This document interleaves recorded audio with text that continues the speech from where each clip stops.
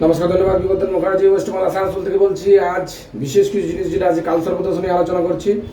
কিছু কিছু হরস্কোপ আমি দেখলাম যেটা আছে কালসর্পদোষ আছে, পূর্ণ কালসর্পদোষ, আংশিক কালসর্পদোষ, ঠিক আছে। আর কিছু কিছু কালসর্পদোষ রাহু ভগ্ন, চন্দ্র ভগ্ন, শনি, শুক্র ভগ্ন, নানা রকমের কালসর্পদোষ আছে। সুতরাং কোন কালসর্পদোষে কীরকম ক্ষতি হয় সেটা আমি অবশ্যই আলোচনা করবো। প্রথমে বলি যেটা আছে হরস্কোপের সমস্ত কিছু ঠিক আছে, কিন্তু কালসর্পদোষ যেটা আছে কখনো কখনো থাকলে নানা রকমের সাংঘাতিক বাধা হয়। হঠাৎ করে পড়াশোনা করতে করতে হয়তো ছেলে যেটা আছে খুব ভালো আপনার স্ট্যান্ড করছিল, স্ট্যান্ড করতে করতে হঠাৎ কী হলো, পড়াশোনা করছেই না।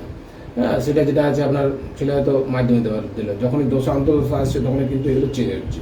সুতরাং খুব ভাইটাল একটা জিনিস। হয়তো দাম্পত্য জীবনে যেটা আছে বিয়ে করেছে, বিয়ে করার পর যেটা আছে দোষা যখন চেঞ্জ হচ্ছে, হয়তো রাহু ভগ্ন কালসর্পদোষ, রাহু যখন দোষা অন্তর্দোষা আসছে তখন কিন্তু সাংঘাতিক রকমের ক্ষতি হচ্ছে। সুতরাং কালসর্পদোষের কি প্রতিকার হয়, কেমনভাবে করতে হয়, পুজো করতে হয়, কী করতে হয়, ডিটেলস সমস্ত কিছু দেওয়া আছে। আর বিশদ